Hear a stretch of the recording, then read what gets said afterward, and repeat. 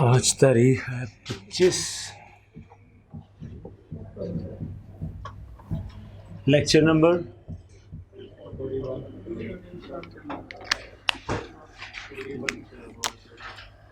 41 और process costing.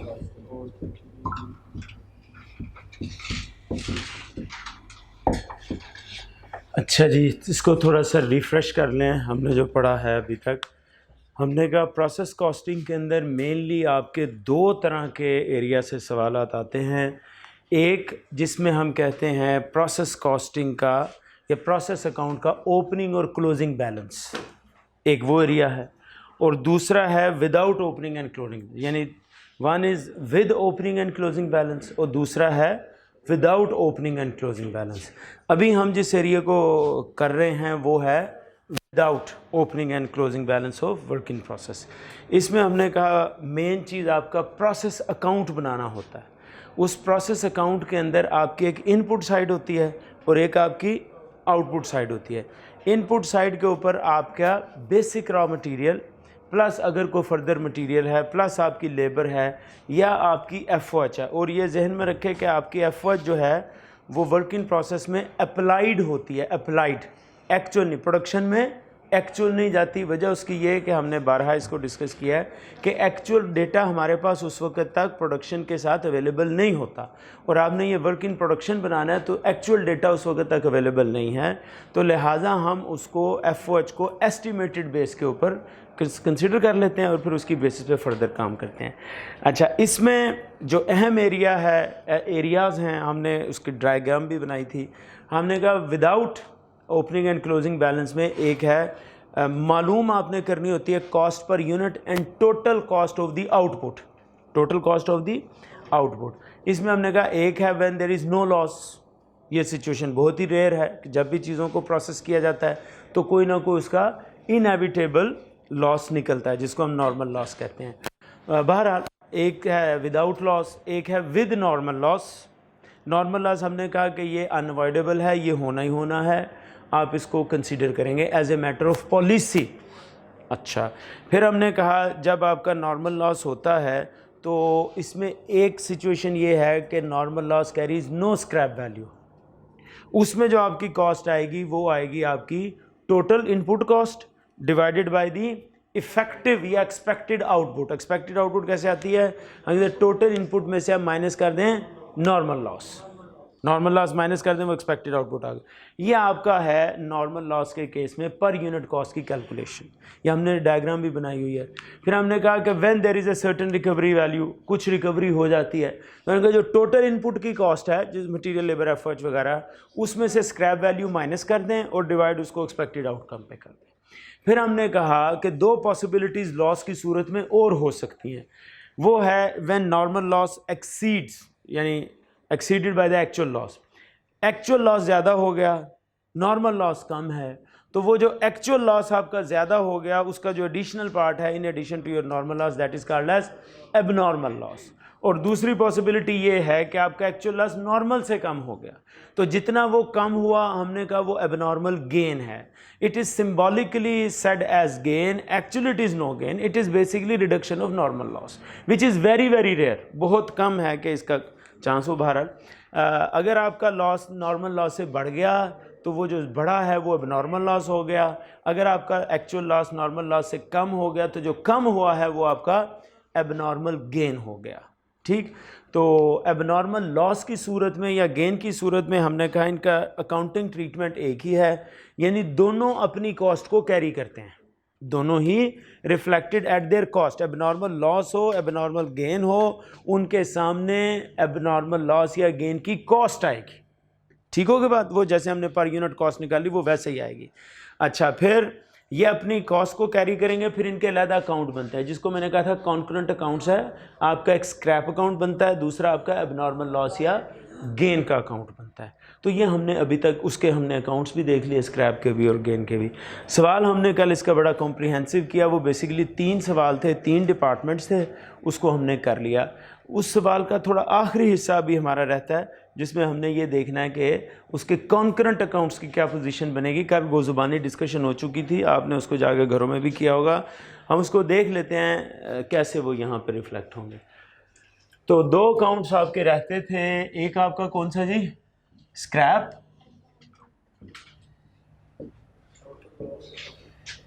Account, ठीक। अच्छा, दूसरा आपका एबनॉर्मल लॉस एंड गेन। अलग अलग बना ले ये अच्छा है, लेकिन अगर आप इकट्ठा भी बना ले तो कोई बड़ी बात नहीं है, कोई बड़ा मसला नहीं है।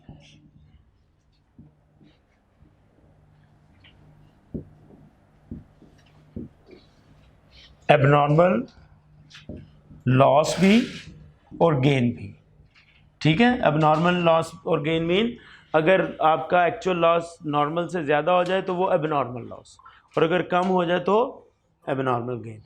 ये आपके तीन अकाउंट से। ज़रा कल वाला डेटा सामने रखिए और पहले मुझे स्क्रैप अकाउंट के अंदर सबसे पहले जो आपकी नॉर्मल लॉस की एंट्रियाँ हैं ना वो आनी है। पहले नॉर्मल लॉस की एंट्रियाँ कर लें, फिर एबनॉर्मल लॉस या गेन की एंट्री कर लें। नॉर्मल लॉस की एंट्रियाँ स्क्रैप अकाउंट में कराएं, ये तो हर एक में ही आएगा ना। नॉर्मल लॉस इज़ अनअवॉइडेबल, तो कोई भी सूरत हो ये आएगा ही आएगा, चाहे एबनॉर्मल लॉस हो चाहे एबनॉर्मल गेन हो, वो उसी वक्त आएंगे जब they are compared with the normal loss. So normal loss आना है, लेकिन एबनॉर्मल लॉस और एबनॉर्मल गेन ये इकट्ठे कभी नहीं आएंगे।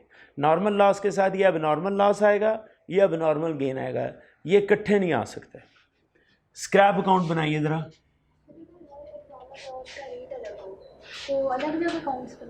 हर एबनॉर्मल लॉस का रेट कोई मसला नहीं, यहाँ पे डिफरेंट रेट से आ जाएंगे, वैल्यू डिफरेंट होगी ना। नहीं इकट्ठे ही बना लें, इकट्ठे में ज़रा कंट्रोल ज़्यादा रहता है, आसानी ज़्यादा हो जाती है।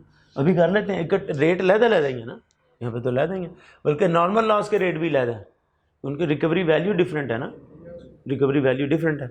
अच्छा जी, ट्रीटमेंट बताएं। एंट्री क्या थी, work in process account, debit था क्रेडिट था, क्रेडिट था। डेबिट क्या हो गया, scrap. Work in process number 1 कितनी वैल्यू, क्वांटिटी 1000, कितना था 200, ये रुपीस ये क्वांटिटी। अच्छा जी, वर्क इन प्रोसेस 2 क्या था, 460 क्वांटिटी थी और वैल्यू 230। वर्क इन प्रोसेस 3 क्या था, 870 और 870। अच्छा, ये तो नॉर्मल लॉस के तीनों ही अकाउंट्स यहाँ पे स्क्रैप में आ गए, ठीक। अब हमारा एबनॉर्मल लॉस या एबनॉर्मल, जी बेटा, एबनॉर्मल लॉस या एबनॉर्मल गेन, ठीक। अब जो प्रोसेस अकाउंट में एंट्रियाँ पड़ी हैं पहले वो एंट्रियाँ करवा दें। वर्क इन प्रोसेस 1 में क्या है जी एंट्री, एबनॉर्मल गेन है, वर्क इन प्रोसेस डेबिट हो रहा है, एबनॉर्मल गेन क्रेडिट हो रहा है। वर्क इन प्रोसेस 1 क्या है, 200, 500, ये कॉस्ट है ना, ठीक है, ये कॉस्ट है। अच्छा, फिर वर्क इन प्रोसेस 2 क्या है, वहाँ पे एबनॉर्मल लॉस था, तो वहाँ पे हमने कहा abnormal loss debit, work in process credit. Work in process ये 2 है, क्या क्वांटिटी थी, 40 यूनिट्स, टू ये कॉस्ट है, ठीक है। वर्क इन प्रोसेस 3 क्या था, गेन था। एंट्री क्या पड़ती है, work in process debit, work in process 3 70, 630, ये सब कॉस्ट हैं, ठीक। अच्छा जी, अब हमने इसको रेसिप्रोकेट करना है स्क्रैप के साथ, सही है। इनकी स्क्रैप वैल्यू के ऊपर कॉस्ट आ गई, it's very easy to prepare these kinds of account. Cost आपकी आ गई, अब इनको इनकी स्क्रैप वैल्यू के ऊपर हमने स्क्रैप अकाउंट के साथ एडजस्ट करना है। वर्क इन प्रोसेस 1 की स्क्रैप वैल्यू क्या थी, ये स्क्रैप के साथ आएगा,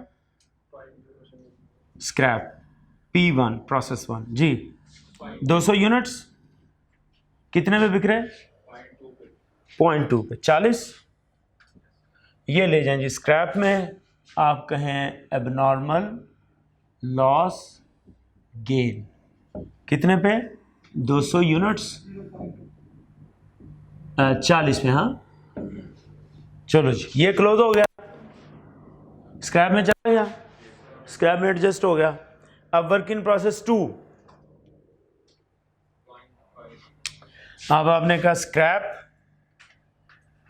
प्रोसेस 2 कितने यूनिट्स, 40, कितने पे ये बिक रहे हैं, 0.5, 20 रुपये लिख देंगे इधर। Work in process abnormal loss gain process 2 40 20 पर। अब ये भी हो गया जी क्लोज, ये क्लोज हो गया, ये इधर गया क्लोज होके। अब ये वर्क इन प्रोसेस 3 रह गया। Work in process 3 scrap P3 जी बोलिए, 70 यूनिट्स 1 रुपये में 70। चलिए जी, ये एबनॉर्मल लॉस गेन 70 यूनिट्स और कितने पे, 70 पे। लो जी, बैलेंस कैश के साथ टैली कर दें इसको, खुद ही एडजस्ट हो गया ना, डेबिट गया। ये तो एबनॉर्मल गेन आया ना इधर, एबनॉर्मल गेन, उसने लॉस को एक्चुअल पोजीशन में ले आया, वो ये लॉस हुआ है, ये लॉस हुआ है, अब सारा टोटल नेट हो गया। ये गेन एडजस्ट हुआ है, एडजस्ट हुआ है, बाकी कैश कर दें कितना आ रहा है, ये देखें जरा, 430 और 500 800 1300 1320 500 1500 2370 यूनिट्स।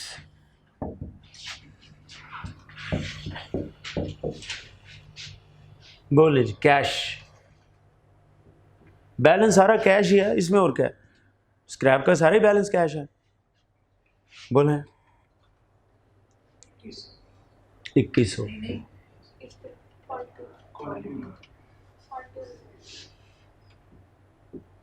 ये हर एक का रेट अलग अलग ही आया होगा ना, प्रोसेस 1 के यूनिट अलग कैश पे एडजस्ट हुए हैं, 2 के अलग, 3 के अलग, कितना 1210, टोटल कितना हो गया 1320 और ये होगा 2100। अब ये इसका बैलेंस किधर जाएगा, सॉरी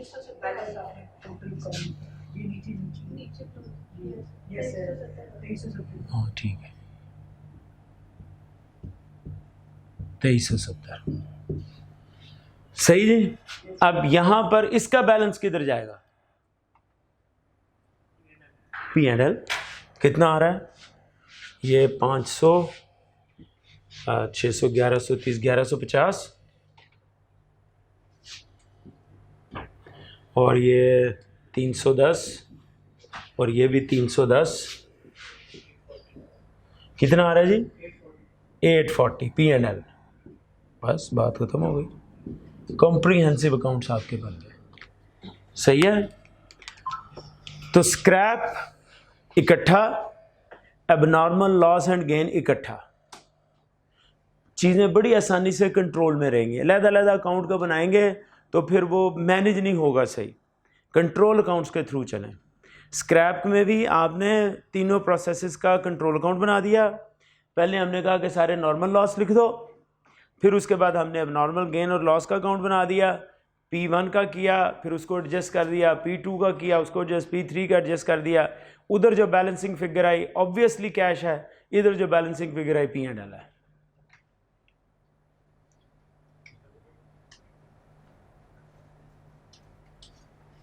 ठीक है,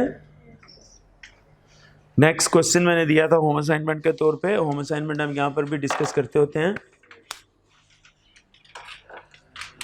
ये मिटा दूं, ठीक है।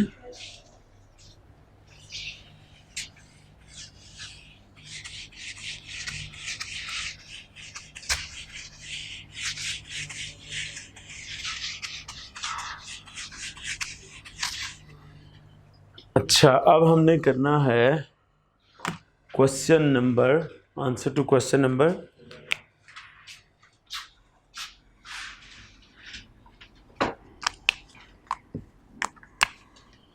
आंसर टू क्वेश्चन कौन सा है 11, पेज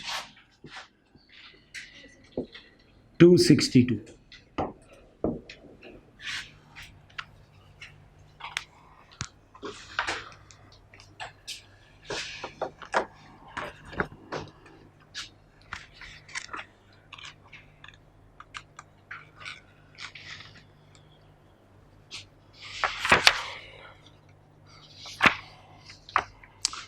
ऑलमोस्ट ऐसा ही क्वेश्चन है, उसमें कोई ज़्यादा फ़र्क नहीं है, लेकिन प्रैक्टिस अच्छी है। ये दोनों क्वेश्चन आपको बेसिकली, ये दो नहीं है, 6 सवाल है, और इससे कॉम्प्रीहेंसिव एंड कंट्रोल्ड प्रैक्टिस आपको मिलती है। क्वेश्चन नंबर 11 पास पेपर का, ये 2007 का सवाल है। रिक्वायर्ड, उसने कहा prepare the following in books of star chemical limited, ledger accounts for each process. Her process का लेजर अकाउंट बनाएं, ठीक, जो भी प्रोसेसेस होंगे। Abnormal gain and loss account, और ये वाला, उसमें स्क्रैप उसने मांगा नहीं है, तो उसने जो मांगा हम उसी को फोकस करेंगे। ज़्यादा वर्किंग ने प्रैक्टिस के लिए, अंडरस्टैंडिंग के लिए स्क्रैप अकाउंट बनाना बना लेंगे। असल में स्क्रैप अकाउंट का मतलब जनरली होता है नॉर्मल लॉस, नॉर्मल लॉस, सही है, क्योंकि एबनॉर्मल गेन या एबनॉर्मल लॉस की सूरत में, एबनॉर्मल गेन या एबनॉर्मल लॉस की सूरत में भी नॉर्मल अकाउंट ही नॉर्मल लॉस ही एडजस्ट होता है आपका। तो ये 2 अकाउंट्स बनाने हैं। 16 नंबर का ये सवाल है। Star Chemical Limited uses 3 processes to manufacture a product ST. After the third process, the product is transferred to finished goods. तीसरे प्रोसेस में जाके ये फिनिश गुड बनता है। उससे पहले वर्क इन प्रोसेस, प्रोसेस 1 और प्रोसेस 2 की जो आउटपुट है, उसमें हम उसको प्रोसेस 2 और प्रोसेस 3 की इनटेक समझेंगे, इनपुट वैल्यू, ठीक है। तो आप तीसरे में हम जाकर उसकी जो आउटपुट है उसको हम फिनिश गुड कहेंगे। Following data for the month of January 2007 is available. Process 1 to 3, rupees in thousands. Raw material A, बिल्कुल उसी तरह बेसिक रॉ मटेरियल है 1500. Other direct material figures are given. Direct wages, direct expenses. Following addition information is available. Production overheads are absorbed at the rate of 80% of direct wages. जितनी direct wages होंगी उसका 80% आपने FOH को charge कर देना, और वो फिर वर्क इन प्रोसेस में आ जाएगा। 20,000 units of raw material A, ये जो रॉ मटेरियल ए लिखा है इसके सामने ज़रा ब्रैकेट में 20,000 लिख दें, ताकि इन्फॉर्मेशन क्लब हो जाए, relevant information reflected at one place, ए की उसके ऊपर आ गए। हैविंग ए कॉस्ट ऑफ 1500, वो कॉस्ट ऊपर गिवन है, were initially put in process 1, तो सिंपली आपने इस रेलेवेंट इन्फॉर्मेशन को रॉ मटेरियल लेके आगे मेंशन कर दिया। In each process an amount of 500,000 has been wrongly classified as direct wages instead of indirect wages. गलती हो गई भाई, वो जो उसने पीछे वेजेस दी हैं उसमें 5 लाख जो है वो गलत आया है, वो इनडायरेक्ट लेबर था, डायरेक्ट लेबर कंसीडर हो गया। Indirect labour mean actual FOH. इस सवाल में हमारा एक्चुअल एफओएच से ताल्लुक नहीं है, अब्जॉर्ब्ड एफओएच है, लेकिन वो आ रही है डायरेक्ट लेबर की बेस पे। तो डायरेक्ट लेबर में अगर गलती हुई तो अब्जॉर्ब एफओएच भी गलत हो जाएगा।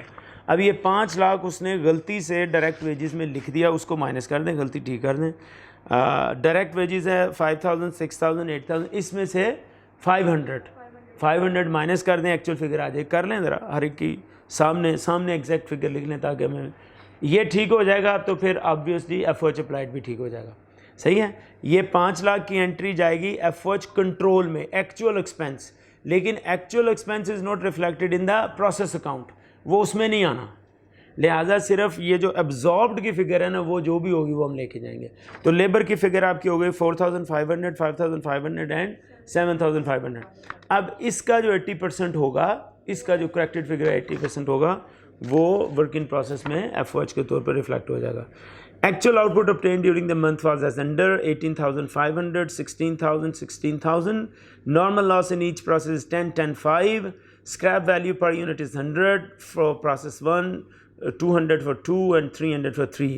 There was no stock at the end and start of the process. यानी ओपनिंग और क्लोजिंग वर्क इन प्रोसेस नहीं है। ये जो हम कर रहे हैं वो सवाल है quite easy, almost replica of the question what we did yesterday. तो एक रेपिटेशन दोबारा से एक्सरसाइज हो जाए। एक ही तरह के सवाल बेशक कर लें, लेकिन उससे आपकी कमांड अच्छी हो। ये दोनों सवाल जो हमने पहले किए ना, where there is no opening and closing work in process, ये उसके बेहतरीन सवाल हैं। अगर ये 2 आपके अच्छे हो गए, 2 नहीं हुए, ये 6 हुए।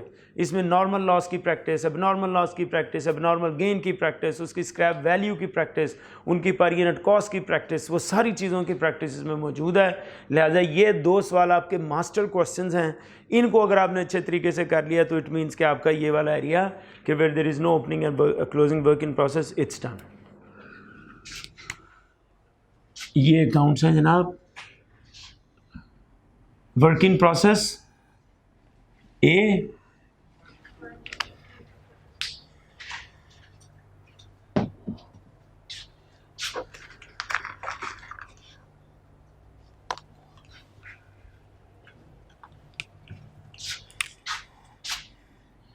वर्क इन प्रोसेस 1, ठीक।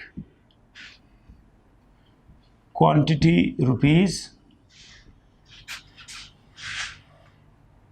Quantity rupees. Next is work in process 2,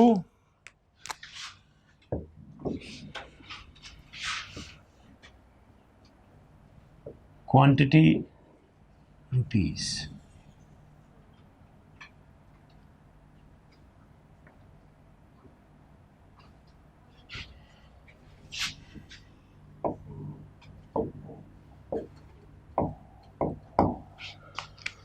work in process 2 and then work in process 3।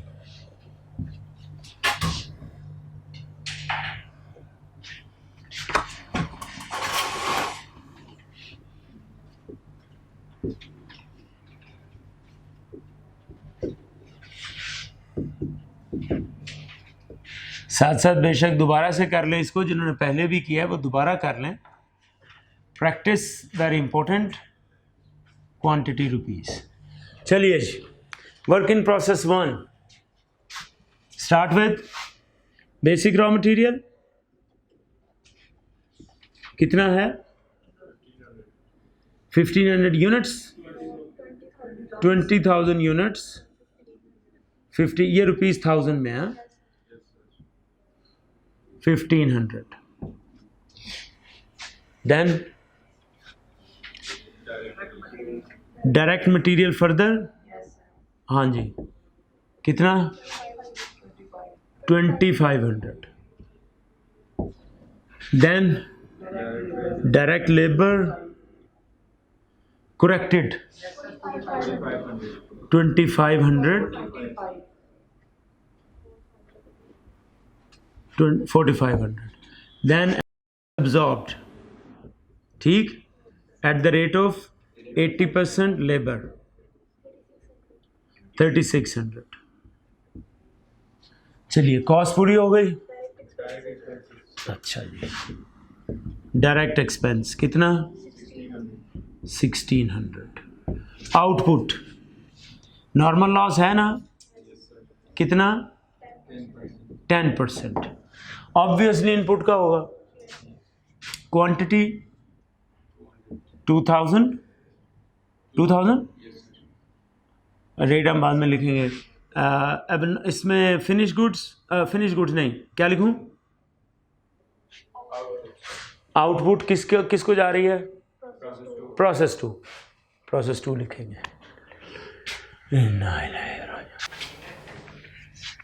Process 2 कितना 18,500। अब ज़रा टैली करें 500 एबनॉर्मल गेन 500, ठीक है जी। अब हमने कॉस्ट निकालनी है, cost per unit is equal to total cost. Scrap value है इसमें, गुड, कितनी 20,000। 100 है तो 200 रुपीज़ इन 1000, ठीक 200। तो ये कितना आया total 13700 minus 200 divided by 20,000 minus 2000 कितना हो गया पर यूनिट 750 पर यूनिट। चलिए जी, अब आप कर लीजिए 18,500 इंटू 750 कितना आ गया, हाँ जी राउंड ऑफ 3 डिजिट 13875, ठीक है जी। Then comes abnormal gain 500 multiplied by 750 375 बस। चलिए आप कर लीजिए टोटल।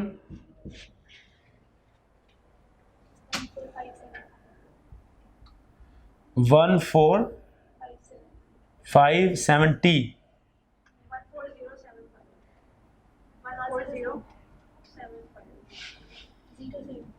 14075। चलिए ये टैली है।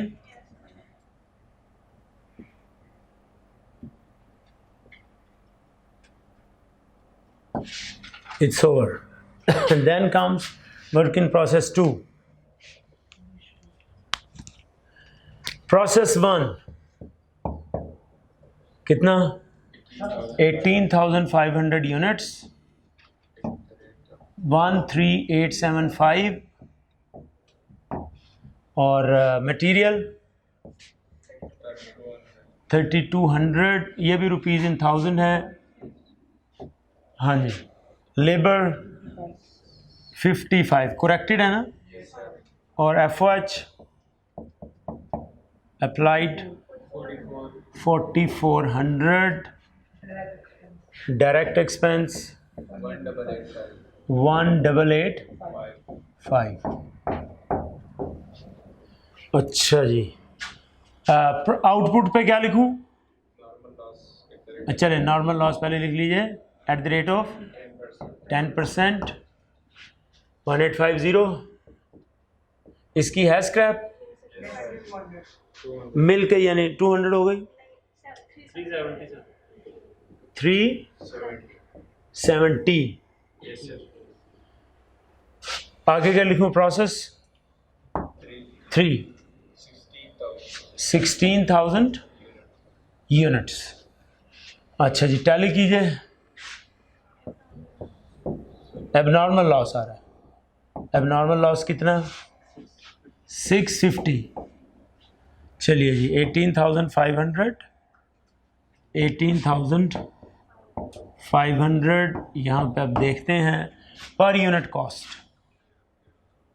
Cost per unit would be equal to, ये कितनी आई? 28860। 28860 माइनस 370 डिवाइडेड बाय 18,500 माइनस 1850। जी बेटा बोलो। 1711 पर यूनिट रुपीस। लीजिए जी, P3 आपके 16,000 मल्टीप्लाइड विद 1711 जी, 27360। abnormal loss 650 units multiplied with 1711, 1112 2। Tally हो गया 860। Is it over?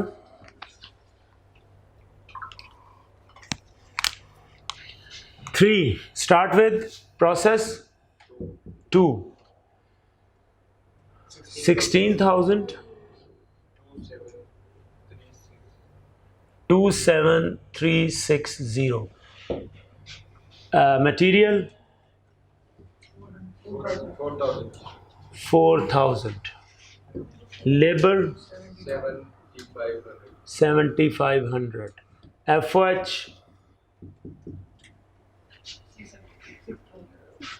6,000 direct expense 220। अच्छा जी, इधर normal loss eight the rate of 5%, 800 है रिकवरी वैल्यू कितनी? 240 रुपीज़ 1000। अच्छा जी, आउटपुट यहाँ पर फिनिश गुड है 16,000। देन एबनॉर्मल लॉस और गेन 16,800। abnormal gain कोई प्रॉब्लम ही नहीं है, स्ट्रेट क्वेश्चन है। सही। अब हम निकालें cost per unit is equal to, ये कितना आया कॉस्ट,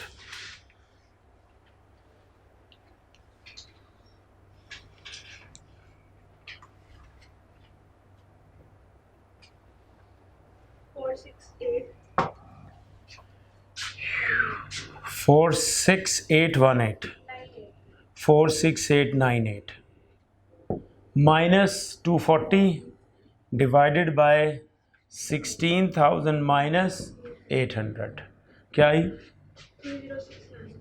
3069 रुपीज़ पर यूनिट। चलिए जी, फिनिश गुड्स 16,000 मल्टीप्लाई बाय 3069, क्या आया 49114। Abnormal gain 800 multiplied by 3069, 2456। Total कर लीजिए 49354, 49354।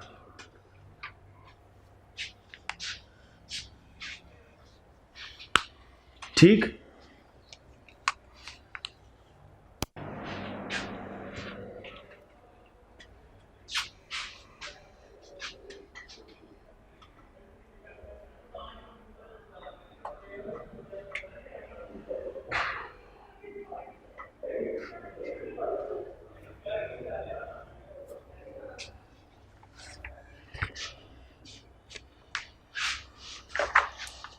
अच्छा, यहाँ पर भी उसने एक ही अकाउंट बनाया है अब नॉर्मल गेन स्लैश लॉस का, यानी कंट्रोल अकाउंट। तीनों का एक मास्टर अकाउंट बनेगा जिसमें तीनों का अब नॉर्मल गेन या लॉस एडजस्ट होगा, रिफ्लेक्ट होगा।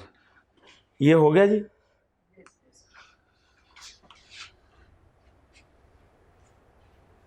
मिटाऊं किसी एक साइड से, दोनों मिटा दें।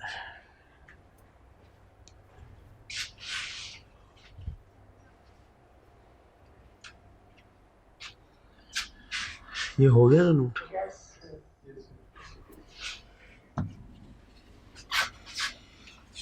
फिर बता रहा हूँ, वर्क इन प्रोसेस का क्वेश्चन कंपलसरी ऑलमोस्ट क्वेश्चन है, हर अटेम्प्ट में आता है।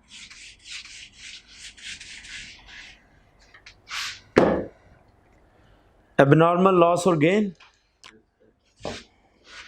पार्ट बी है, abnormal gain slash loss account.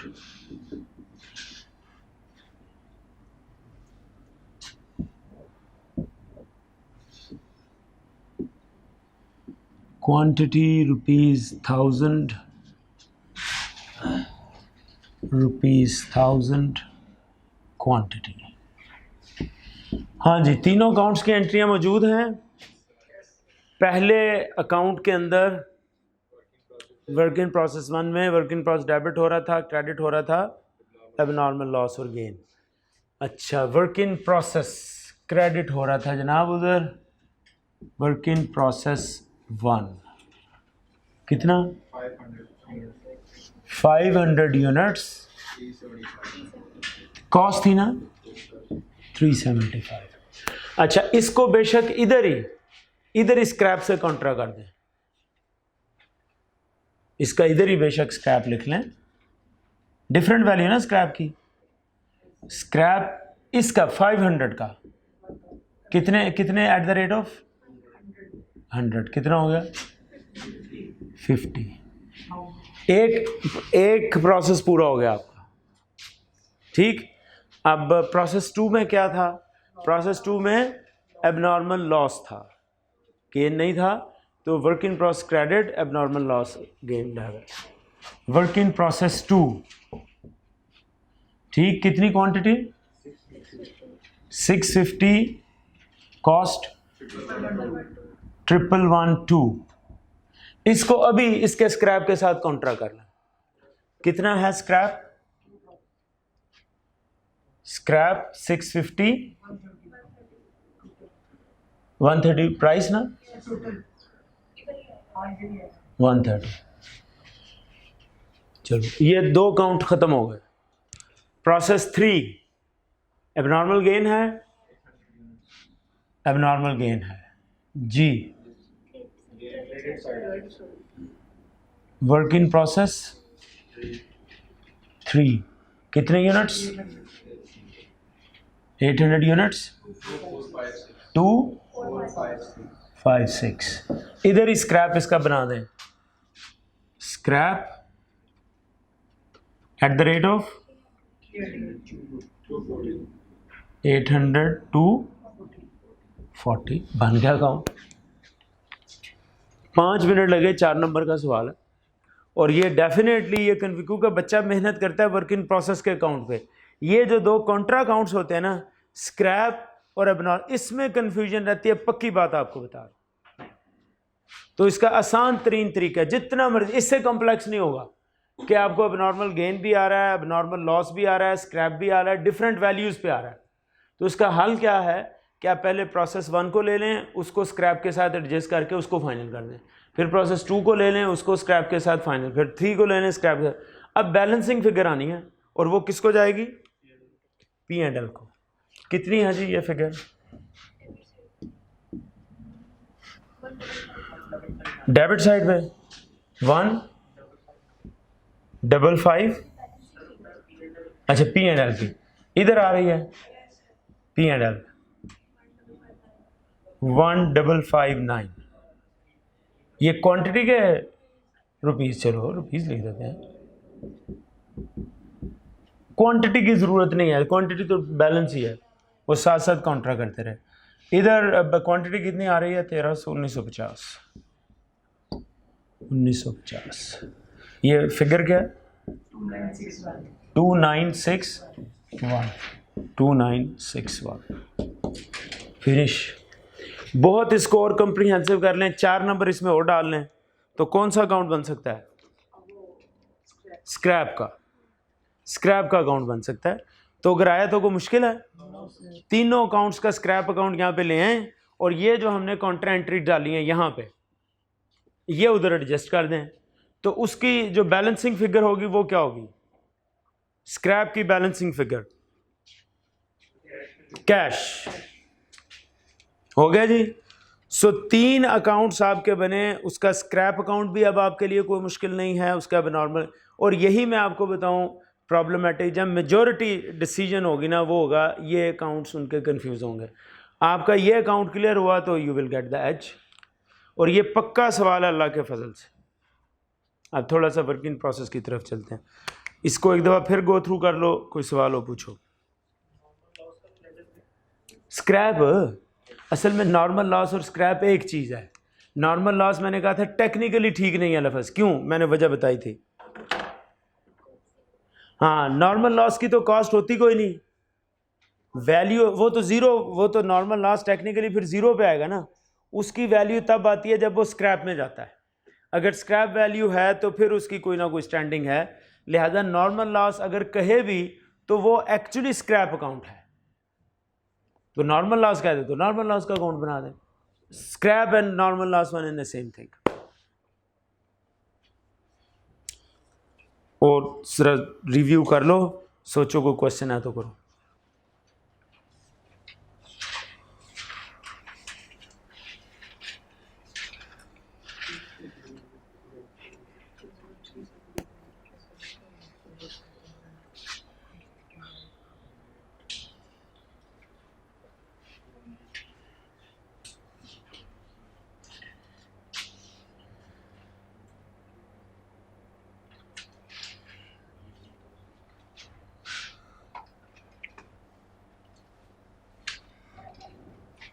हटा दो।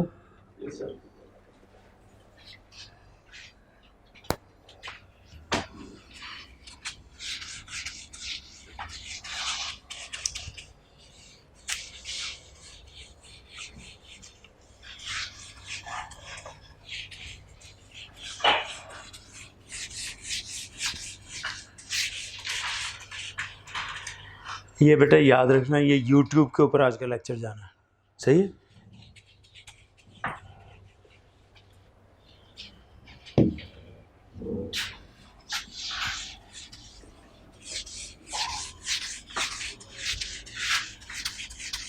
अच्छा जी, अब इसका दूसरा हिस्सा 60% चांस ये है क्वेश्चन इस हिस्से में से आएगा, 40% चांस ये है कि जो हमने किया उसमें से आएगा। तो 40% के ऊपर मेरा ख्याल है अब आपकी कमांड है। ये 40% का मैक्सिमम कॉम्प्लिकेटेड सवाल इस तरह का होगा, इससे ज़्यादा नहीं होगा, ठीक है। तो 60% जिसका चांस है वो कौन सा एरिया जनाब? Work in process with opening and closing balance, work in process balances.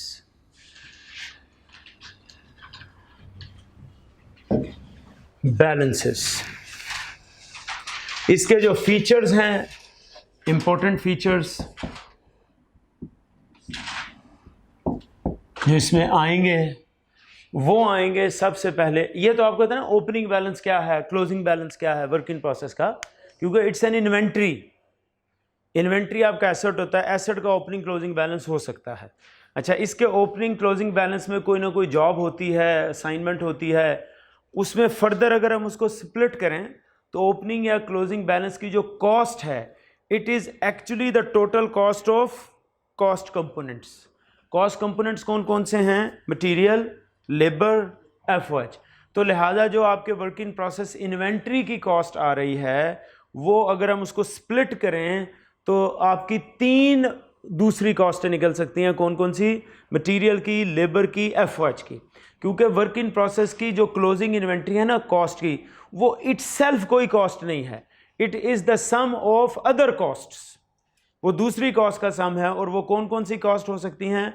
Material हो सकता है, लेबर हो सकता है, और एफओएच एब्जॉर्ब्ड या अप्लाइड की फिगर हो सकती है। सही है। एक्चुअल की फिगर वर्क इन प्रोसेस के अंदर नहीं आती, ये मैं आपको तफसील से बता चुका हूँ। एक्चुअल की फिगर कॉस्ट ऑफ सेल्स को चार्ज होती है, प्रोडक्शन को चार्ज इसलिए नहीं होती कि उस वक्त वो अवेलेबल नहीं होती। तो लिहाजा आपका ओवर या अंडर अप्लाइड जो है वो कॉस्ट ऑफ सेल्स में जाता है, टेक्निकली वर्क इन प्रोसेस में नहीं जाना चाहिए। सही है, वो मैं इसके ऊपर खासी डिस्कशन कर चुका हूँ। अब इसके फीचर्स में एक तो ये कि ओपनिंग क्लोजिंग बैलेंस होता क्या है? ये वर्क इन प्रोसेस की इन्वेंट्री का बैलेंस होता है, ओपनिंग भी और क्लोजिंग भी, जो पिछले पीरियड से हमें, पिछले डिपार्टमेंट से नहीं कहना, पिछले डिपार्टमेंट से नहीं कहना, सेम डिपार्टमेंट है, सेम प्रोसेस है, लेकिन पिछला उसका पीरियड है, उसमें जो आपकी कॉस्ट इनकर हुई होगी, वो जो उसका क्लोजिंग बैलेंस होगा वो कैरी फॉरवर्ड होके ओपनिंग बना होगा। आगे ये हमारे जहन में रहे कि इसके बैलेंस के अंदर जो आपकी कॉस्टें आ रही हैं, ये इटसेल्फ कोई कॉस्ट नहीं है। जैसे मिसाल के तौर पे होता है ना, रॉ मटेरियल की इन्वेंट्री की कोई कॉस्ट, वो तो उसकी रॉ मटेरियल की अपनी कॉस्ट हो गई ना। वर्क इन प्रोसेस के अंदर इन प्रोसेस से 3 कॉस्टें प्रोसेस में चल रही होती हैं। एक मटेरियल भी प्रोसेस में चल रहा होता है, एक लेबर भी प्रोसेस में चल रहा होता है, एक फिनिश गुड भी प्रोसेस में चल रहा होता है, जो कि कंप्लीट नहीं होती। तो ये पार्शली कंप्लीटेड गुड्स की मटेरियल, लेबर, एफओएच का मजमुआ होती है ओपनिंग क्लोजिंग बैलेंस। ठीक है, आगे हम चलते हैं। इसके जो फीचर्स हैं वो है, इसमें सबसे अहम है EPU, equivalent production units.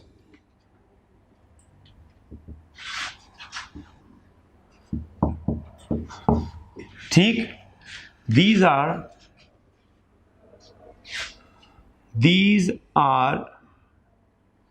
units in process related with components of costs,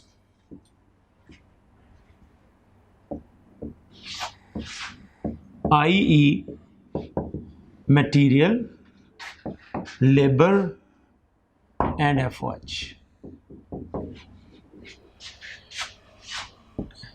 These are described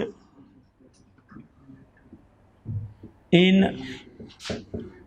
terms of completed units.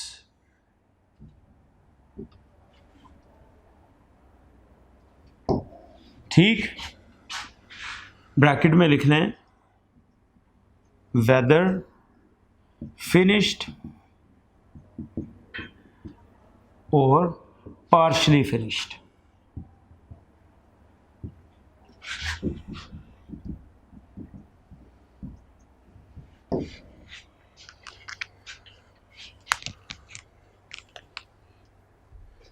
ठीक है जी। ईपीयू, इस क्वेश्चन की इसमें सबसे अहम कैलकुलेशन आपकी इक्विवेलेंट प्रोडक्शन यूनिट्स। क्या हमने कहा? These are the units in process related with components of cost.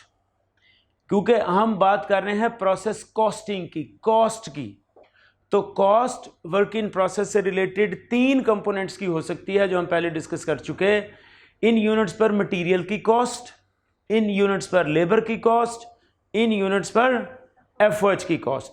तो ये उनकी कॉस्ट होती है, यानी कि यूनिट्स इन प्रोसेस, ये प्रोसेस के अंदर जो यूनिट्स हैं जो कि ताल्लुक रखते हैं मुख्तलिफ कंपोनेंट्स ऑफ कॉस्ट से। एक बात।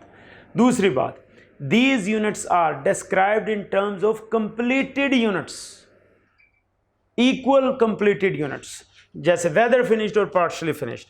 जैसे मैं आपको ये कहूं कि units are 100% complete as per material. चलें यहां पे लिख लें say 500 units, 500 units are 100% complete हो एज पर मटीरियल, यानी 500 यूनिट पर मटीरियल सारे का सारा लग गया। 500 यूनिट्स पर मटीरियल सारे का सारा लग गया। हम ये कहेंगे ईपीयू, इसकी EPU would be equal to 500। 500 units material सारा ही लग गया, तो 500 कंप्लीटेड की टर्म मटीरियल के एतबार से ये जो प्रोसेस में यूनिट पड़े हैं ये कंप्लीट है। 500 यूनिट्स पे 100% मटीरियल लगने का मतलब ये कि with respect to material these units are complete, that is to say 500 units. अब जरा आगे आते हैं। दूसरी बात, 500 units are 70% complete as per direct labour. Direct labour 70% पे लगी। प्रोसेस में जो है कंप्लीट तो नहीं है, फिनिश तो नहीं है। फिनिश होते तो हम कहते लेबर भी पूरी लग गई, फिनिश होते तो लेबर भी पूरी लग गई, 100% लेबर। लेकिन चूंकि ये अनफिनिश्ड है, पार्शली कंप्लीट है, तो हमने कहा 500 यूनिट पे 70% लेबर लगी भाई।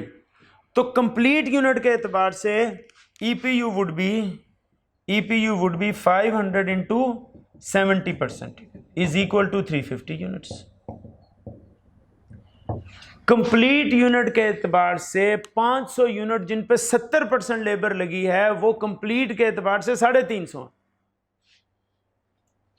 ठीक होगी बात। मटीरियल हमने कहा स्टार्ट ऑफ प्रोडक्शन, ये अमूमन तौर पे ये आपको स्टेटमेंट मिलेगी, material is added at the start of process. Material शुरू में ही सारा लग जाता है, फिर उस पर लेबर लगती है, फिर उस पर ओवरहेड लगते हैं।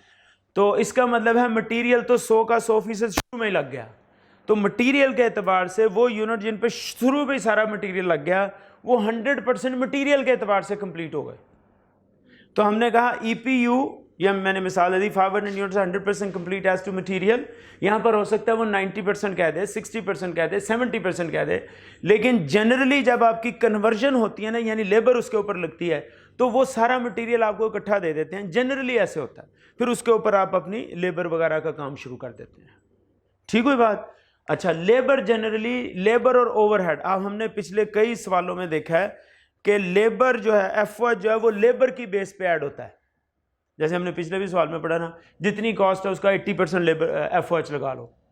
100% भी हो सकता है, 80% भी हो सकता है।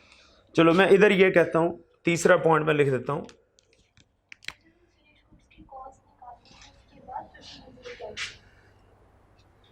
ये फिनिश गुड्स की कॉस्ट कैलकुलेट करने के लिए सारी परसेंटेज। अभी मैं जरा स्टेज वाइज चल, ये दिस इज फर्स्ट स्टेज, ये फर्स्ट स्टेज है ईपीयू मालूम करना। हाँ नहीं नहीं, हाँ ये 70% आपको से ओपनिंग वर्क इन प्रोसेस है से, मैंने अभी ओपनिंग क्लोजिंग की बहस नहीं की, मैं उसके फीचर से अगर ये पिछले साल का है तो पिछले साल इस पे 70% लग चुका था, अब 30% लगेगा। आप सही कह रहे हो। अच्छा अब मैं कह रहा हूं 500 यूनिट्स, किन यूनिट्स की बात हो रही है? वर्क इन प्रोसेस के यूनिट्स की। हम जो टॉपिक कर रहे हैं उसको ध्यान में रखना, ये किन यूनिट्स की बात हो रही है? जो स्टिल इन प्रोसेस, जो अभी प्रोसेस में है, कंप्लीट नहीं हुए। It is not finish goods, we are not talking about finish goods, we are talking about in process. In process, अब इन प्रोसेस पे 3 तरह के काम होते हैं, एक मटेरियल लगता है, एक लेबर लगती है, एक एफर्ट्स लगती है। अमूमी तौर पर मटेरियल जो होता है वो शुरू में ही सारा लग जाता है। तो ये जो in process partially completed units हैं, जनरली मटेरियल के एतबार से पूरे कंप्लीट होते हैं, क्योंकि हर एक की कॉस्ट, मटेरियल की कॉस्ट अलहदा आनी है, लेबर की कॉस्ट अलहदा आनी है, एफर्ट्स की कॉस्ट अलहदा आनी है। तो हम कहते हैं जनरली ये मटेरियल के एतबार से 100% होते हैं। सही है।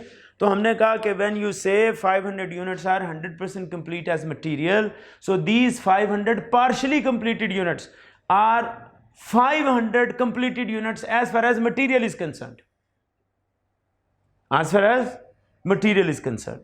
फिर आपने कहा जी ये पार्शली है, तो फिर पार्शल क्या चीज हो रही है? आपने कहा जी जनरली कन्वर्जन पार्शल होती है, जनरली कन्वर्जन पार्शल होती है। तो आप कहें डायरेक्ट लेबर के एतबार से 500 यूनिट्स के ऊपर लेबर पूरी नहीं अभी लगी है, इसलिए ये अनकंप्लीट है। तो हमने कहा 500 if they are 70% complete as far direct labour is concern, तो कंप्लीटेड यूनिट की टर्म्स में these are equal to 70% of 500 which is 350। अब हम आते हैं, मैं सपोज करता हूं तीसरा, 500 units are 60% complete as FH. तो मैं ये कहूंगा EPU is equal to 500 into 0.6 is equal to 300 units complete। क्योंकि आपको याद होगा, आप जरा रिकॉल कीजिए, हमने जो पीछे जितने सवाल किए उसमें हमने जब कॉस्ट पर यूनिट निकाली ना, ये हम क्यों कर रहे हैं? सवाल ये पैदा होता है सर जी आप क्यों कंप्लीटेड यूनिट्स में लेके आ रहे हैं? पार्शली जाने दें। नहीं, cost can not be completed on the basis of unfinished units, नहीं कंप्लीट होती।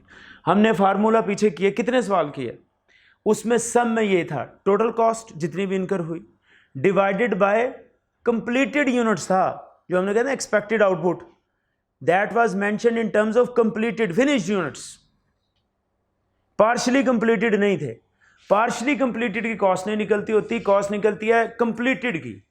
फिर हमें जो पार्शली कंप्लीटेड हैं उनको ट्रांसलेट करना पड़ेगा कंप्लीटेड यूनिट्स में, तब ओरिजिनल फार्मूला जो कॉस्ट के हमने जितने फार्मूले किए हैं जिसमें हम कॉस्ट पर यूनिट या टोटल कॉस्ट कैलकुलेट करते हैं, उसमें डिनोमिनेटर जो होता है ना वो टोटली कंप्लीटेड यूनिट्स होते हैं, पार्शली कंप्लीटेड यूनिट्स नहीं होते। ऐसे ही ना, अब तक बेशुमार हम चैप्टर 5-6 तो चैप्टर कर चुके हैं। तो हमने कहा कॉस्ट डिवाइड बाय यूनिट्स, तो यूनिट से हम अस्यूम यह करते हैं, हम यूनिट से क्या अस्यूम करते हैं? हम करते हैं ये यूनिट्स कंप्लीट हैं। ऐसे ही है ना, अब तक हम 5-6 चैप्टर्स कर चुके हैं, तो उसमें सब में आपने कंप्लीटेड यूनिट्स लिए। यहां पर आके हम अपनी पॉलिसी बदलेंगे नहीं, पॉलिसीज आर कंसिस्टेंट कि हमने कॉस्ट पर यूनिट निकालनी है तो total cost divide by number of units, तो आपकी कॉस्ट आ गई। अब वो नंबर ऑफ यूनिट्स प्रिज्यूम किए जाते हैं कंप्लीटेड हैं, यहां पर भी हम उसको कंप्लीटेड ही लिखेंगे, पार्शली नहीं ऐड हो सकते।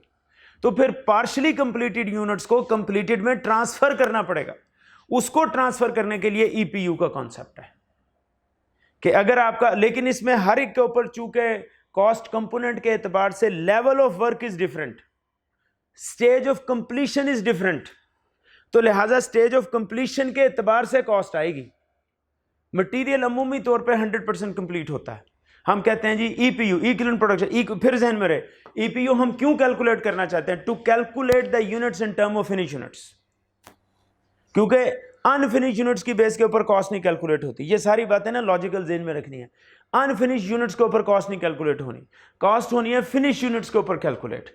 फिनिश ये है नहीं, इन प्रोसेस है ना, फिनिश ये है नहीं, तो फिर इनको हमें ट्रांसलेट करना पड़ेगा किसमें? फिनिश यूनिट्स में। हर कॉस्ट कंपोनेंट चूंकि उसकी स्टेज ऑफ कंप्लीशन अलग है, हर कॉस्ट कंपोनेंट की स्टेज ऑफ कंप्लीशन अलग है। जैसे मैंने कहा मटेरियल जनरली शुरू में ही पूरा, वो तो कंप्लीटेड यूनिट के एतबार से कॉस्ट 100% यूनिट पे लग गई। फिर लेबर अलहदा, एफओएच अलहदा। अमूमी तौर पे लेबर और एफओएच को वो कहता है कन्वर्जन कॉस्ट।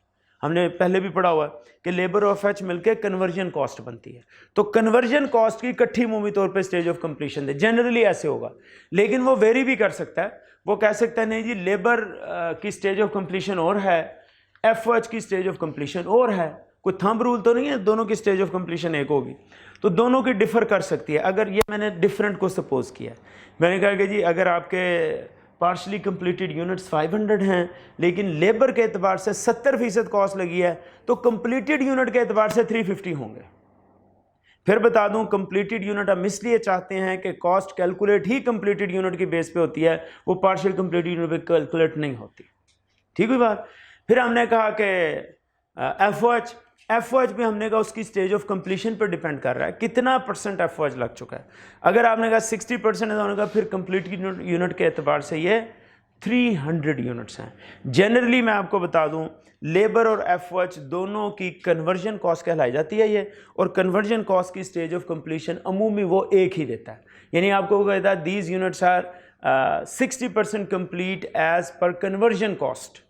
तो फिर कन्वर्जन के अंदर कौन सी दो चीजें आई बोलो, लेबर और ओवरहेड्स दोनों ही। तो उनकी स्टेज ऑफ कंप्लीशन अगर एक, तो उनके ईपीयू भी एक। पॉइंट समझ में आ गया कि अगर कन्वर्जन कॉस्ट की स्टेज ऑफ कंप्लीशन, ये इसकी स्टेज ऑफ कंप्लीशन बहुत अहम है, ये stage of completion star point है इसका, स्टेज ऑफ कंप्लीशन। यानी मतलब क्या, these units are determined on the basis of stage of completion. चले पूरी स्टेटमेंट ही लिख लें, ईपीयूज आर डिटरमिन्ड या calculated on the basis of their stage of completion. तो पूरी स्टेटमेंट बना दें। स्टेज ऑफ कंप्लीशन नहीं है, यू कांट डिटरमिन और calculate their completed EPU, equivalent production units. Is it so? देखो हमने कैसे कैलकुलेट किए हैं, हमने कैलकुलेट स्टेज ऑफ कंप्लीशन के एतबार से किए हैं। अगर मटेरियल के एतबार से 100% हैं तो वो 100% ईपीयू हो जाएगी। अगर कन्वर्जन के एतबार से वेरी कर रहे हैं तो जो जो स्टेज ऑफ कंप्लीशन होगी उसके एतबार से ईपीयू कैलकुलेट होगा। यानी कि एक्चुअली ईपीयू से हम करना क्या चाहते हैं, मैं फिर रिवाइज कर रहा हूं क्योंकि रट्टा अपनी जगह पर, कॉन्सेप्ट अपनी जगह, रट्टा लगा हुआ था बच्चों को कि हमने स्टेज सेंस नहीं होती। क्यों से मुराद ये है कि because cost per unit is ultimate. यहां पर हम कॉस्ट पर यूनिट, पूरे प्रोसेस अकाउंट में कॉस्ट पर यूनिट निकाली है ना, कॉस्ट पर यूनिट से ही आपकी फिनिश गुड्स की कॉस्ट निकलती है, कॉस्ट पर यूनिट से ही एबनॉर्मल लॉस निकलता है, एबनॉर्मल गेन, सब कॉस्ट पर यूनिट से निकलता है। तो we need to see cost per unit. Cost per unit से मुराद कंप्लीटेड यूनिट होता है, पर यूनिट से मुराद पार्शियल यूनिट नहीं होता। पर यूनिट से मुराद, ये शुरू से हम ऐसे ही पढ़ते आ रहे हैं ना, कोई नई चीज तो नहीं मैं कर रहा। पर यूनिट से मुराद आपका कंप्लीटेड यूनिट होता है। कंप्लीटेड यूनिट यहां पर अवेलेबल नहीं है, वजह यह कि इन प्रोसेस है, पढ़े इन प्रोसेस रहे हम। इन प्रोसेस को फिर हमें ट्रांसलेट करना पड़ेगा कंप्लीटेड की टर्म में। वो जो कंप्लीटेड की टर्म में ट्रांसलेट होकर आता है वो आता है EPU. So the partial completed units which are translated as completed units, these are EPUs. अगर मैं एक लाइन की तारीफ करना चाहूं तो ईपीयू क्या है, these are partially completed units translated in terms of completed units. बेशक ये भी लिखना है, अगर पूछे ईपीयू है क्या भाई, तो ईपीयू क्या है, these are partially completed units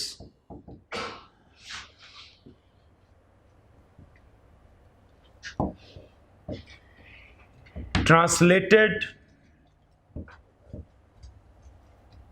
in terms of completed units on the basis of their stage of completion। चलो बेहतरीन डेफिनेशन बन गई।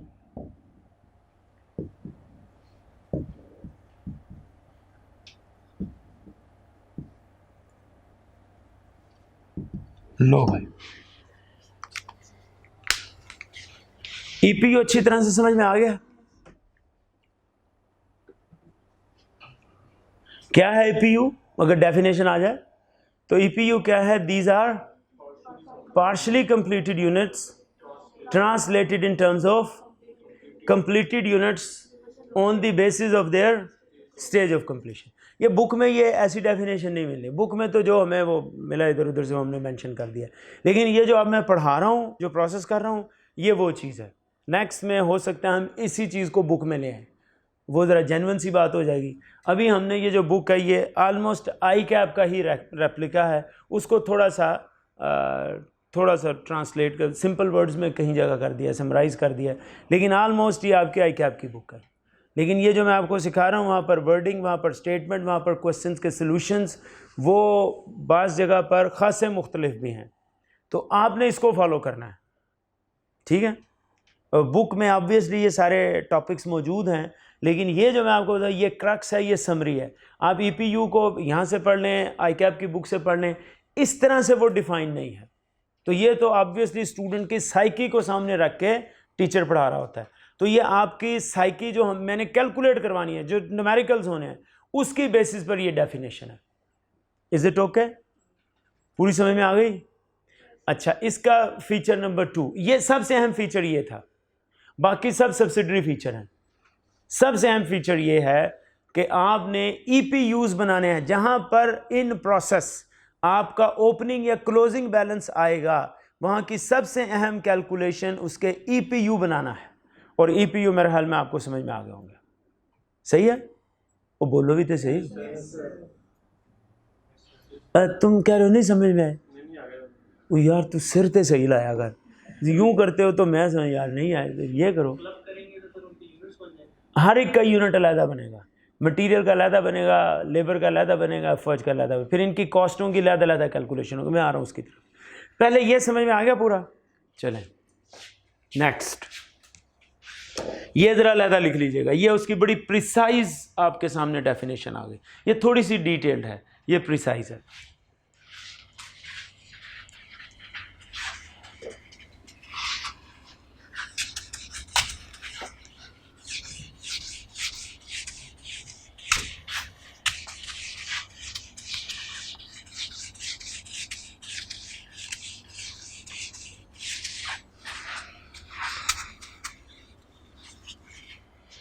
अच्छा, इसमें चले नेक्स्ट स्टेज के ऊपर जाते हैं। दूसरी आपकी आ गई, ये सही आ रहा है कैमरे में रेड?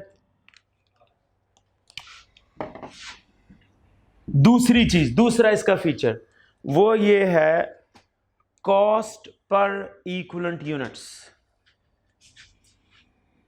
कॉस्ट कहने पर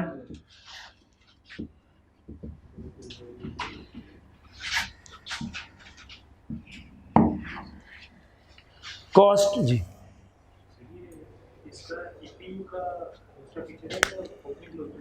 नहीं, ये वो उसका features of work in process with planning, उसका दूसरा है, लेकिन ये है उसी की बेस पे। कॉस्ट पर इक्विवेलेंट यूनिट्स, तो कौन सी कॉस्ट भाई? Cost means material, labour, FH divided by completed units, divide EPU. हर एक की ईपीयू अलग होगी, सेम नहीं होनी, हर एक की ईपीयू अलग होनी है।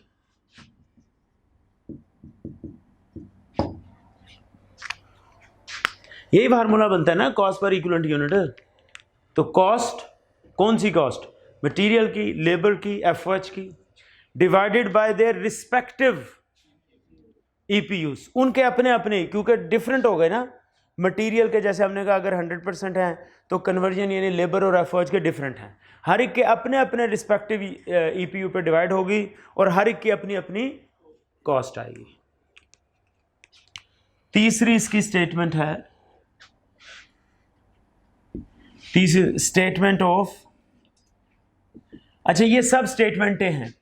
पहली आ गई स्टेटमेंट ऑफ इक्विवेलेंट यूनिट्स, दूसरी आ गई statement of cost per equivalent units, और तीसरी आ गई स्टेटमेंट ऑफ वैल्यूएशन, वैल्यू करो जी। हाँ, अब वैल्यू किसकी होती है? आउटपुट की। वैल्यूएशन ऑफ आउटपुट, चलो मैं लिख भी देता हूं, आउटपुट। अच्छा, जरा अब जो अभी तक हमने वर्क इन प्रोसेस पढ़ा है उसमें जरा मुझे जहन से बताइए कि आउटपुट, एक इनपुट साइड होती है, एक आउटपुट साइड होती है। आउटपुट साइड में क्या क्या चीजें आती हैं? फिनिश गुड्स, बिल्कुल ठीक। सबसे पहले फिनिश गुड्स। नॉर्मल लॉस की तो अमूमी तौर पे वैल्यू होती ही नहीं। मैंने कहा था नॉर्मल लॉस की कोई वैल्यू नहीं होती। हाँ, स्क्रैप वैल्यू होती है और वो वैल्यू इनकी कॉस्ट में एडजस्ट हो जाती है। अपनी कोई वैल्यू नहीं देता normal loss. Normal loss output के अंदर जीरो वैल्यू पे है। हाँ, अगर कोई स्क्रैप है तो वो स्क्रैप इनकी कॉस्ट में एडजस्ट होता है। नॉर्मल लॉस की फिर भी कोई वैल्यू नहीं होती। जितना याद है ना सारा, कि स्क्रैप जो है वो टोटल कॉस्ट में से माइनस हो जाता है और माइनस होकर रिमेनिंग गुड्स पे स्प्रेड हो जाता है।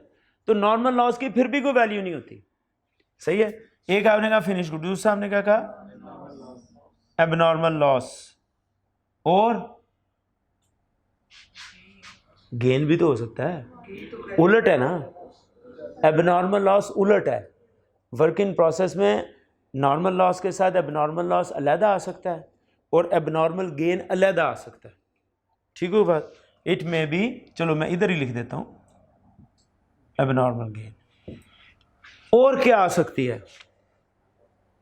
आउटपुट को जरा ज़हन में रखो, ये मैं बनाता हूं वर्क इन प्रोसेस। आपने जो पहले पढ़ा ना, आपने कहा जी मटेरियल की कॉस्ट, लेबर की कॉस्ट, एफर्ट्स की कॉस्ट, ये सारी की ना। फिर आपने कहा आउटपुट साइड पे आ जाए तो नॉर्मल लॉस वैल्यू नहीं है, स्क्रैप वैल्यू है जो कि कॉस्ट में एडजस्ट होती है। रिफ्लेक्ट नहीं होता, ये अपनी कॉस्ट लेके नहीं जा रहा, ये दूसरों की कॉस्ट में एडजस्ट हो रहा है। साथ आपने कहा फिनिश गुड्स, एबनॉर्मल लॉस कर दिया, इधर एबनॉर्मल गेन कर दिया। अच्छा, ये तो हमने पिछला पढ़ा। अब इस सवाल में अब जरा ज़हन में रखो, टॉपिक क्या है? क्या टॉपिक डिस्कस कर रहे हैं? Opening and closing work in process. ये पहले नहीं था, पहले हमने सवाल किया था without opening and closing work in process. अब हम कर रहे हैं विद, तो चेंज आएगी इसमें कोई? क्या? हाँ जी यार, अच्छे भले समझदार स्टूडेंट हैं। सो गया तो खो गया। यही एडिशन होनी चाहिए ना। तो पहले हमने सवाल किया विदाउट, अब हमने कहा विद, तो विद में यही चेंज होनी है और क्या होनी है? तो अब आउटपुट में जाके क्या चीज़ बढ़ रही है? इनपुट में नहीं। इनपुट में क्या? अच्छा मैं आपसे कहूँ इनपुट में पिछले सवाल में इसमें क्या फ़र्क है? इनपुट में ओपनिंग पर, इनपुट में फ़र्क है। मैं आपसे कहूँ आउटपुट में पिछली कैलकुलेशन में क्या फ़र्क है? Closing work. तो ये जब मैं कह रहा हूँ statement of valuation of output, तो यहां पे एक चीज और आ सकती है, क्लोजिंग और हाँ, समझ आ गया बात। कहते हैं इसलिए कहते हैं ऊंचा बोल के पढ़ो, अपनी गलती खुद समझ आ जाती है। बच्चों को हिफ्ज़ कराया जाता है ना, उनको ऊंची पढ़ो ऊंची पढ़ो। वजह ये कि ऊंची पढ़ने से अपने कान सुनते हैं, तो कान सुनते हैं तो दिमाग को रिस्पॉन्स देते हैं, नहीं सही नहीं कीता। जैसे इन्होंने ऊंची बोला ना तो इनके दिमाग ने फ़ौरन रोक दिया, रोक कर ठीक नहीं बोल रहा। That is we used to speak, है जी। हाँ, आउटपुट नहीं, हम बना रहे हैं स्टेटमेंट ऑफ आउटपुट।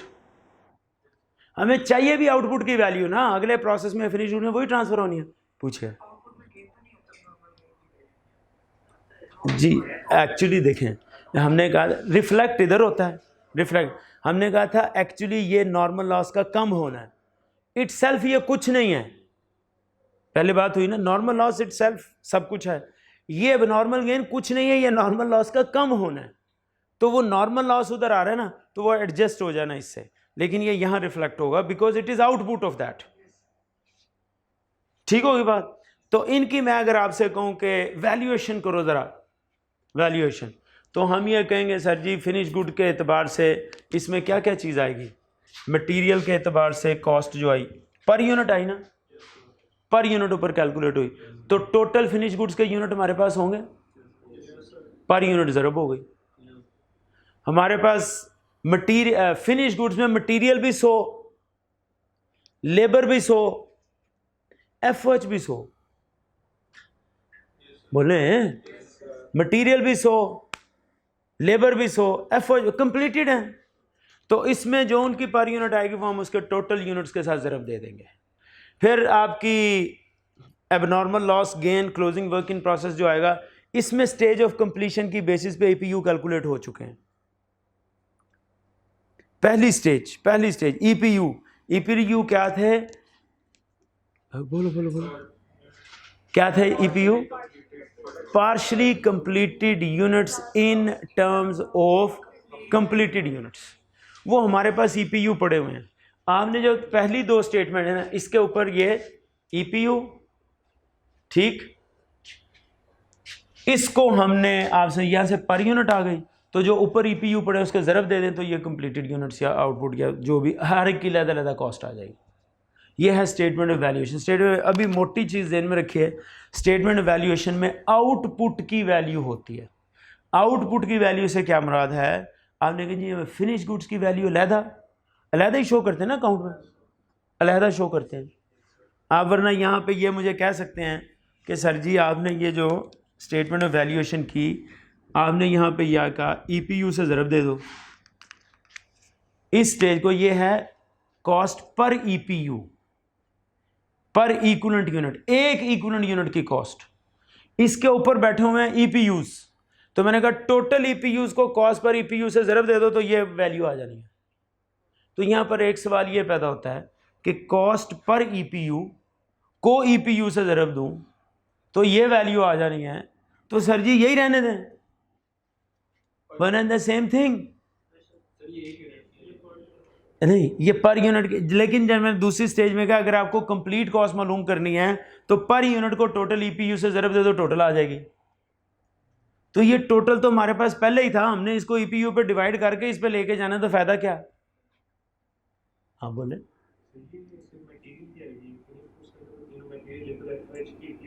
हाँ, एक बात तो ये कि ये चलो मैं तीनों को जमा कर दूं तो टोटल कॉस्ट आ जाएगी, लेकिन टोटल कॉस्ट स्प्लिट हो रही है, फिनिश गुड्स में जा रही है, ये लॉसेस में जा रही है, ये गेन्स में जा रही है, ये इन प्रोसेस में, इनकी अलहदा कॉस्ट कितनी है वो मुझे टोटल कॉस्ट से पता नहीं चला।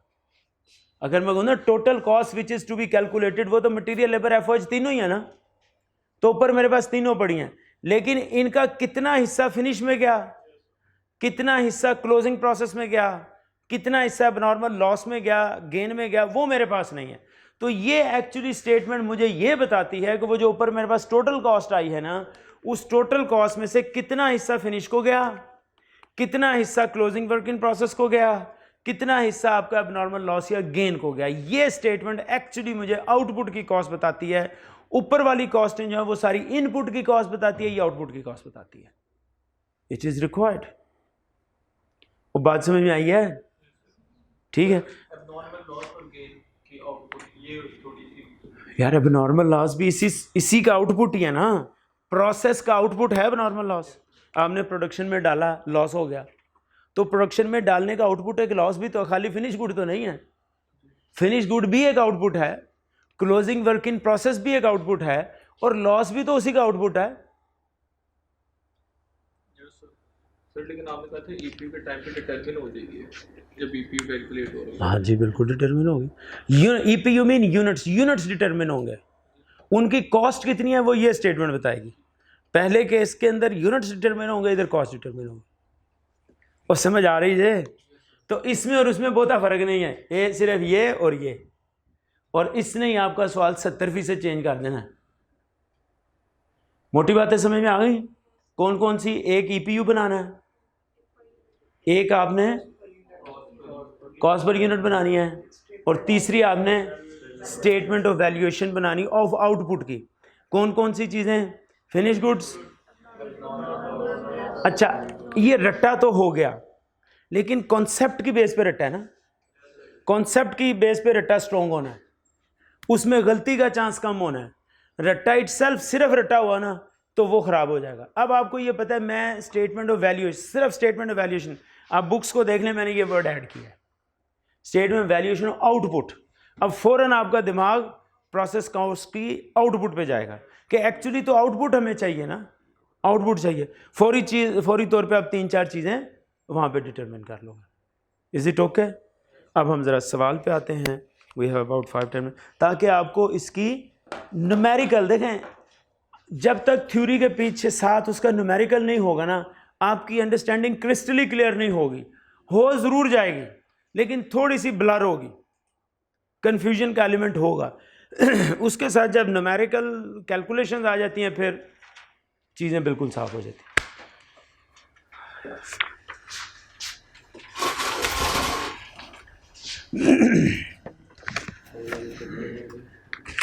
और द्रुशी भक्ति आ रहे नहीं,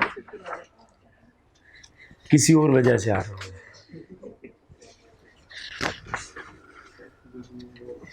एक होती है अरज, एक होता है मरज। चक्कर आना अरज है, मरज नहीं है।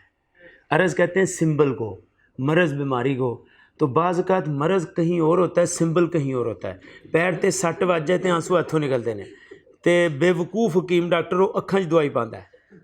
ना ना ना, वहाँ पे अरज हो रहा है, वो अरज बता रही है। ज़ुबान चीखे मारती है, वो कहते ज़ुबान ते टूपा लानियाँ शुरू कर दो, पैर चुप है। तो बेटे मरज कहीं और है, उसको इधर अरज इधर हो रहा है, तो इसके पीछे वर्कआउट करो मरज किधर है। ये ज़रूरी नहीं आपको समझ आए, या ऐसे भी हो सकता है थोड़ा बाद में।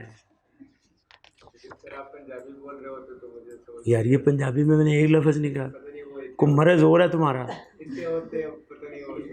पता ही नहीं तो हमें बहस की जा रहा है।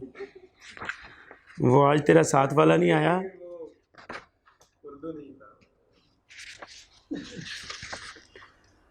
मेरे खामोशी बेहतर है।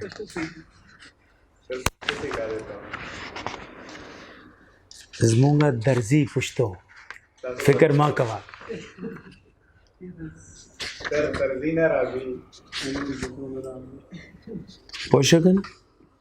पोषकन तस पोषकन आओ, नो प्रॉब्लम। वो ज़्यादा पश्तो ना बोल, मेरी पश्तो मुक रही है। उस किधर मैं हूँ यार, क्या कह रहे हो? क्वेश्चन नंबर 1 की नहीं मेरे चांद, एवं गल्लां ला देंदे ने ते बंदा इधर उधर हो जाता है। पेज है 231, पेज है 231 मेरे पास।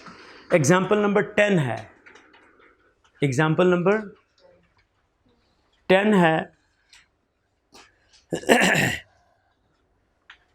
ऊपर ये देखें, इसके 10 के ऊपर आ रहा है 3.3, वो है prepare statement of equivalent units, prepare statement of cost per equivalent unit and statement of valuation.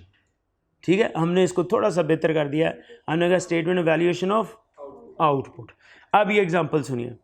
Following information relates to the production process A, input quantities, ये अब इनपुट की तरफ आ रहा है। 5000 यूनिट्स, कंप्लीटेड आउटपुट 4000, यानी मैं फिनिश गुड कह सकता हूँ? सही है, ये सिंपल सा सवाल है, मुश्किल नहीं है ये। Closing work in process 1000 units, इसमें कॉम्प्लिकेशन डालनी हो तो लॉस डाल दें, नॉर्मल लॉस डाल दें, क्लोजिंग नॉर्मल लॉस डाल दें, नॉर्मल गेन डाल दें, ये कॉम्प्रिहेंसिव हो जाएगा। लेकिन अभी जस्ट टू स्टार्ट विद ये सिंपल है। All the direct materials are added to production at the beginning of process. ये क्या एक्चुअली बता रहा है, कौन सी वो चीज़ बता रहा है? स्टेज ऑफ कंप्लीशन, ये बता रहा है स्टेज ऑफ। मैंने कहा ईपीयू को कैलकुलेट करने के लिए स्टेज ऑफ कंप्लीशन बहुत अहम है, तो ये आपको कह रहा है स्टार्ट ऑफ प्रोसेस के ऊपर ऐड कर दिए, तो एक्चुअली वो आपको उसकी स्टेज ऑफ कंप्लीशन बता रहा है। तो स्टार्ट पे ही सारा ऐड कर दिया, तो it means material is all direct, इसने कहा ऑल डायरेक्ट मटेरियल सारा ही are added to the production at the beginning of, शुरू में ही सारे प्रोसेस में सारा मटेरियल डाल दिया, तो मटेरियल इज क्या 1 2 3 5 6 7 8 क्या 20%, 30%, 40%, 100%। लिखिए इसके सामने लिख दें, मटेरियल 100% है।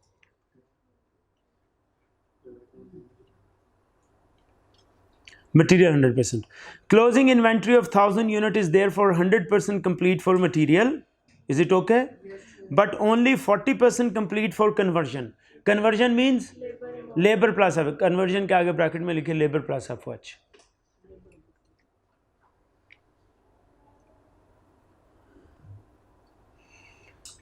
The cost incurred in period were direct materials 40,000, conversion, अब लेबर एफर्ट्स इकट्ठी दे दी, मैंने कहा मुंह भी तौर पे ये इकट्ठी होंगी 17,600। अब वो आपसे कह रहा है बनाइए statement of equivalent units, statement of cost per equivalent unit, statement of evaluation लिखा हुआ है। इवैल्यूएशन टेक्निकली कुछ और होती है, असल लफ्ज़ है वैल्यूएशन, ये वैल्यू है, इवैल्यू नहीं है। प्रोसेस अकाउंट उसके बाद बना लीजिए।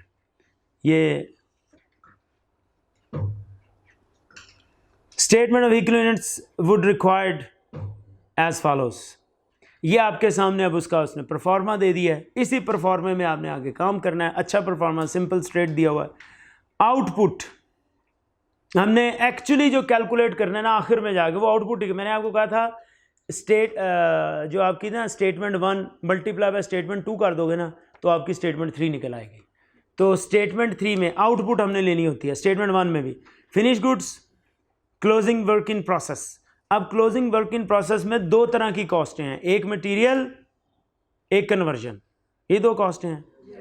अच्छा जी, फिनिश्ड में चूंकि तीनों कंपोनेंट्स की स्टेज ऑफ कंप्लीशन सेम है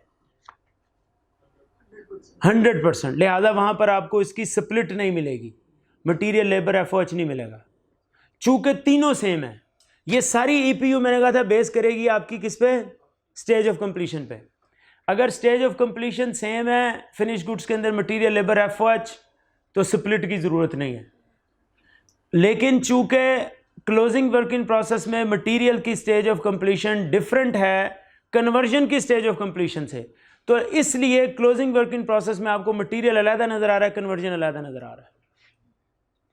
फिनिश गुड्स में ऐसे हो नहीं सकता बाय डिफॉल्ट। फिनिश गुड्स में 100% स्टेज ऑफ कंप्लीशन होगी मटेरियल कन्वर्जन की, पॉसिबल नहीं है डिफरेंट हो। Is it okay?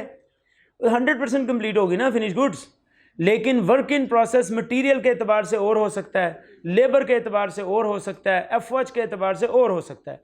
इस सवाल में उसने हमें कह दिया मटेरियल के एतबार से और कन्वर्जन के एतबार से डिफरेंट है, लिहाजा डिफरेंट चूंकि है इसलिए स्प्लिट किया है। You must understand what the rationality behind it, कि इसमें पीछे रैशनल क्या है, वजह क्या है।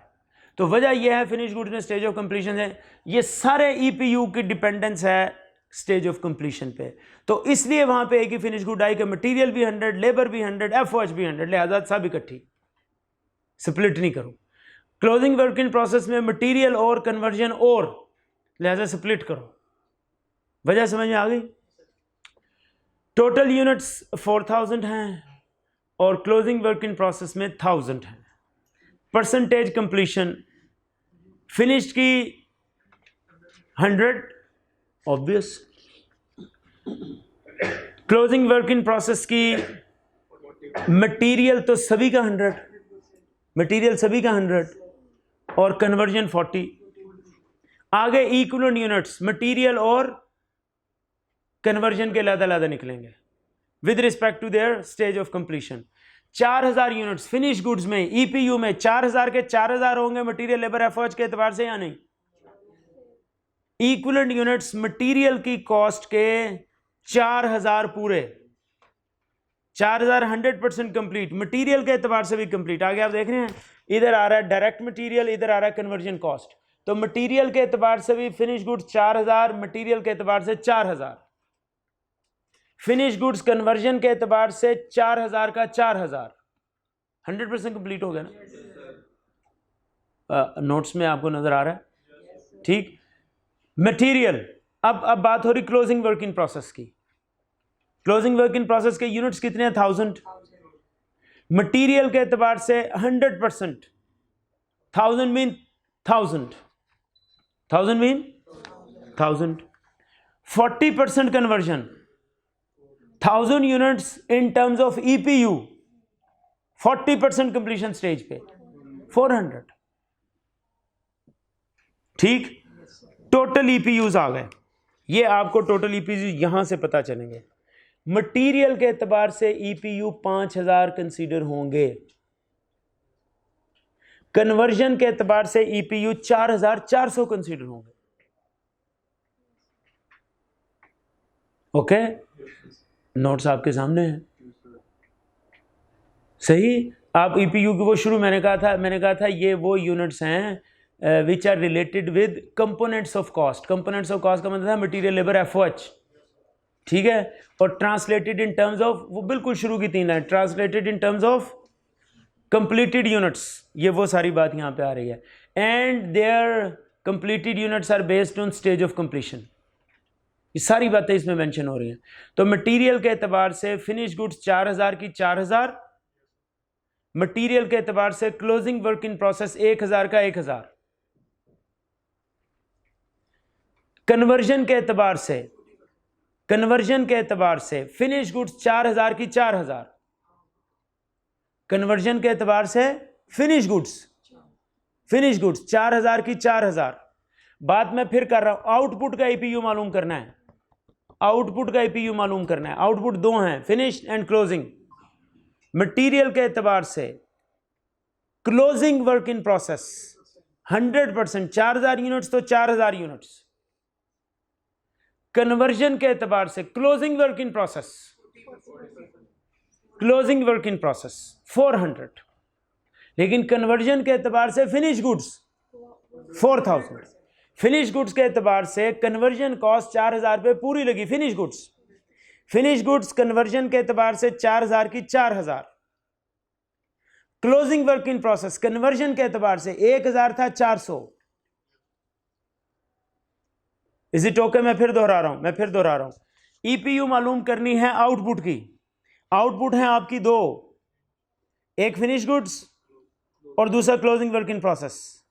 Finish goods 4000 finish goods, material के एतबार से 4000 की 4000, फिनिश गुड्स कन्वर्जन के एतबार से 4000 की 4000, closing work in process material के एतबार से 1000 का 1000, closing work in process conversion के एतबार से 1000 का 400। फिर रिपीट कर दूं, ये अहम है। हमने ईपीयू मालूम करने हैं, सब रिस्पॉन्स है। ईपीयू मालूम करने किसके हैं? आउटपुट के। आउटपुट कौन सी हैं? Finish goods and closing work in process. इन दोनों में हमने मटेरियल और कन्वर्जन के एतबार से यूनिट्स मालूम करने हैं। फिर हम आते हैं आउटपुट पे। फिनिश गुड्स मटेरियल के एतबार से 4000 की 4000, closing work in process material के एतबार से 1000 का 1000, फिनिश गुड्स कन्वर्जन के एतबार से 4000 की 4000, closing work in process conversion के एतबार से 1000 का 400। मेन आपका कॉम्प्लिकेटेड एरिया एड्रेस हो गया। इसमें अब मैं अगर ऐड कर दूं, अब मैं एक और ऐड कर रहा हूं, एबनॉर्मल लॉस। नॉर्मल लॉस नहीं आना, नॉर्मल लॉस नहीं आना।